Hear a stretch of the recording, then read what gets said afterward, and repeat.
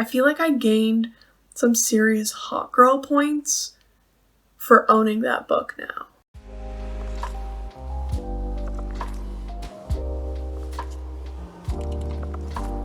Hi, hello, how are you? I'm Alex. If you're new here, welcome to my channel. It's lovely to meet you. Thank you so much for stopping by. And if you're coming back, we're best friends now. You know how this goes. I am so happy to have all of you here.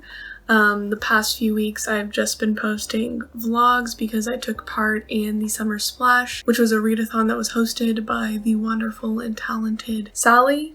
And I had a lot of fun posting those vlogs, and it has also given me time to film videos in the interim and prepare them to post them so that I don't have to rush my process too much. Today I wanted to do a book haul. I don't usually do these because personally I don't necessarily seek content like that out.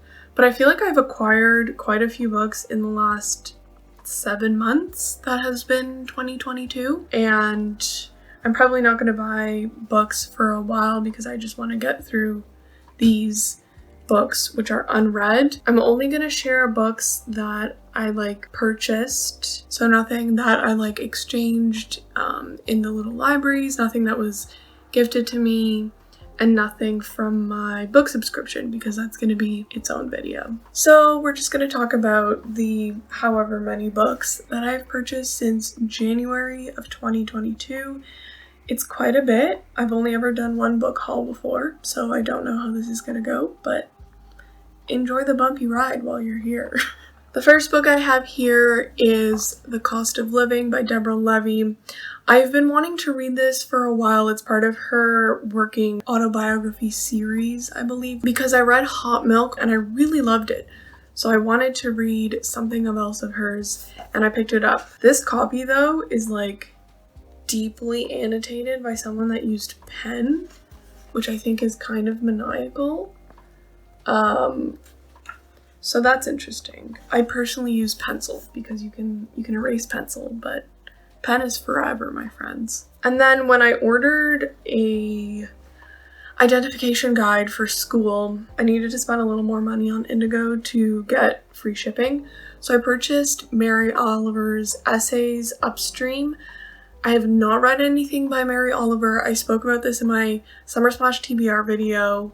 As of right now of filming this, I've not gone around to reading it, and I have deviated from my TBR significantly. However, I do really want to read it, and I know it's a crime that I haven't read her poetry yet. But I'm looking forward to reading these essays, partially because I'm an environmental science student, and I just really love nature essays. Then I found a copy of Medicine Walk by Richard Wagamese. One of my favorite books from 2021 was Indian Horse by Wagamese, so I've been wanting to read more of his work because I really enjoy his writing style. It's about a 16-year-old boy named Franklin Starlight, and he has been called to visit his estranged father.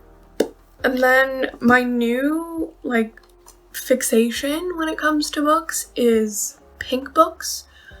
Don't ask me why. I am just, I do love me some girly looking books, especially if they're deeply messed up or complex.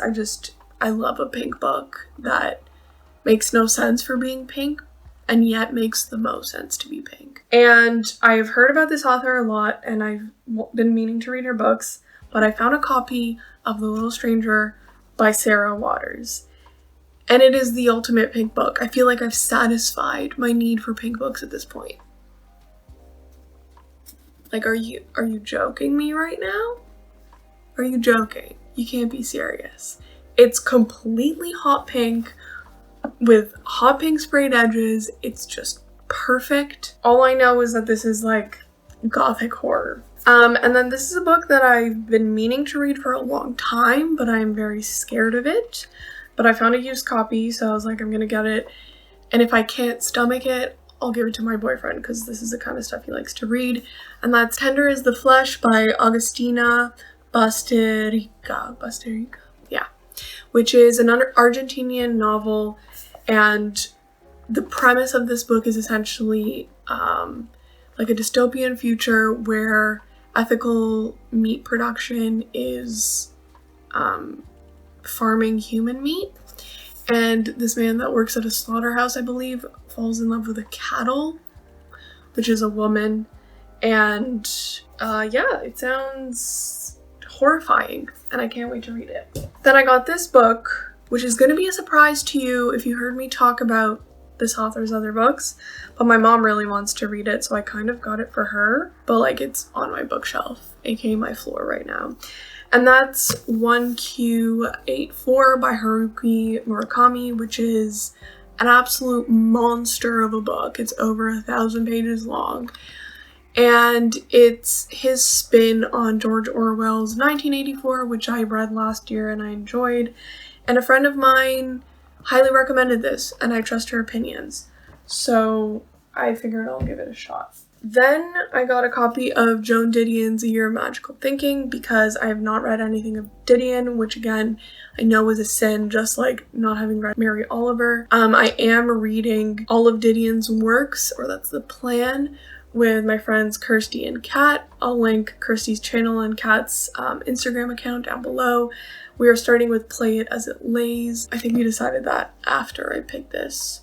But I have that on hold at the library, so I'm just waiting to pick it up. And then this book, which is like the most satisfying purchase in this entire pile, is something I spent looking for on eBay, and I found a used copy from someone living in England, and it took like over a month to get here, and I was like, okay, I definitely got scammed, but it was $20, so it's not that big of a deal. And that's Mr. Right Is Dead by Rona Jaffe, which is a collection of short stories. This book is out of print. They no longer print these, so if you get a copy, it's going to be used. And I've not found any copies at used bookstores, but I did spend some time searching on eBay, and I found my copy, and I'm very excited about it, and I'm very excited to read it. I feel like I gained some serious hot girl points for owning that book now. And then this is another book I've been wanting to read for a while, and that's Writers and Lovers by Lily King. It seems like the ultimate literary fiction, and I'm very much looking forward to reading it, and I think this cover is beautiful. Then I honestly got this on a whim. I try not to do that, but sometimes this happens. I got The House of Mirth by Edith Wharton. I have not read any of her other works. I think we do have a copy of The Age of Innocence in our living room, but this sounded good. It's her first literary success, so I feel like I should read this before I read her more popular book, unless this is her more popular book. I don't know anything. I'm just a clueless, silly little guy. And then I have this copy of Wide Sargasso Sea by Jen Reese, which I have not read, and I also have not read Jane Eyre. I'm so uncultured, I'm sorry. But I do want to read that. I do have a copy of that, and I want to read this too. It's significantly shorter, so it feels more accessible to me because I am scared of big books. Then, along with my hunting for pink books, I found a copy of Paul Takes Form of a Mortal Girl by Andrea Lawlor, and this is like a very popular book in queer fiction. I don't know much about it other than what the title tells you. So there's that. I feel like I'm exposing my terrible book collecting habit. And then I have a copy of Consent by Annabelle Leon, which was longlisted for the Women's Prize for Fiction in 2021, and it sounds good. And then this is Gentlemen Prefer Blondes by Anita Luce, which is like a 1920s classic fiction, which came highly recommended by Carly over on UnCarly. And I kind of like blindly trust her judgment because she's extremely cool. So I I get the books that she recommends, which kind of segues into my next book, which is Happy Hour by Marlo Granado. I've been wanting to read this for a long time, and this is about just living your best life and being a hot girl in the summer, you know?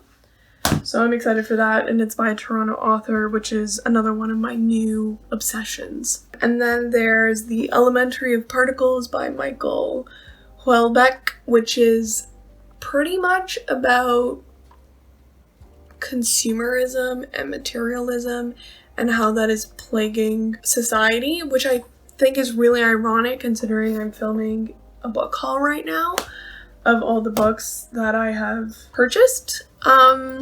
But you know, I live for the irony. I just live for it. Then there's this book, Girls of Slender Means by Muriel Spark, which is a short little book. Sounded interesting. Then there's this, Love Story by Urich Segal, which is about a love story, and it's literary fiction, and it's short. I'm also obsessed with books that are under like 200 pages. Do I have a problem? I think I do, guys. Comment down below if you think I have a problem. This goes with my short and pink book, Walks with Men by Anne Beattie, and this is about women. And then I purchased this because I found it for $1 and I felt very successful. I don't normally read or like romance, particularly if it's straight, but I found a copy of Book Lovers by Emily Henry at my library bookstore, again, for $1. So I felt like I should get it and read it because it could be a fun summer read. It is like 400 pages, which is like, how? But I thought I would give it a chance. Anyway, I am already regretting filming this because I have to put all these books back on the shelf now. I don't know what else to say. I hope you enjoyed this. Let me know if you enjoy book hauls. I never do these. I've only done it once, like I said. Thank you for being here. Thank you so much for being here. I appreciate you more than you know. I've been receiving so many kind comments from people telling me that, like, my videos make their day, that, like, they make them happy, they make them smile, whatever. And that brings me so much joy to hear that I can bring you joy. I think that's incredible, and I think that's one of the best parts of being part of the bookish community, particularly on BookTube. Like this video if you like this video, subscribe if you want to see more of my content, and I'll see you next time. Bye-bye.